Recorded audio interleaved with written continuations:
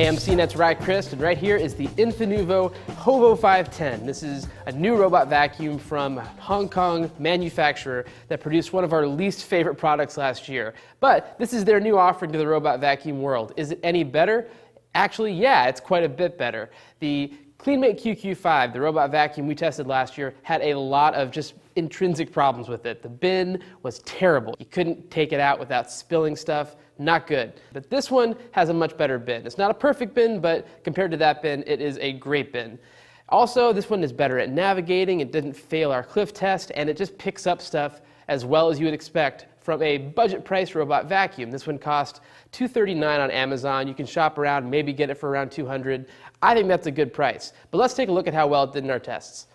As you can see, it does a really good job with small particles, things like rice, and I tested popcorn at my apartment. We tested sand and sawdust. All those things it picked up very well. It tested well on carpet, on short Berber style carpet, on hardwood. All these surfaces got pretty good numbers. I'd say better on hardwood than on the carpet, but still good, and good enough to rely on.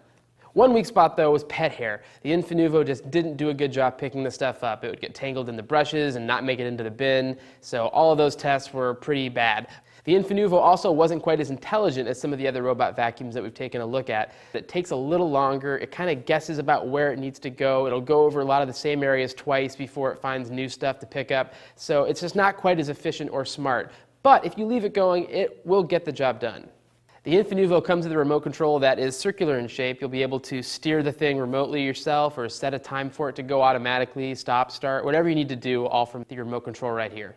The Infinuvo also comes with an invisible wall generator, plus an extra filter and an extra brush. I think you're going to want to have that extra brush handy because take a look at how the brush spins. It hits that wheel every time it goes around, and so it's going to wear down a little bit faster. To me, that's a little bit of a design flaw. Wish they hadn't done it quite like that.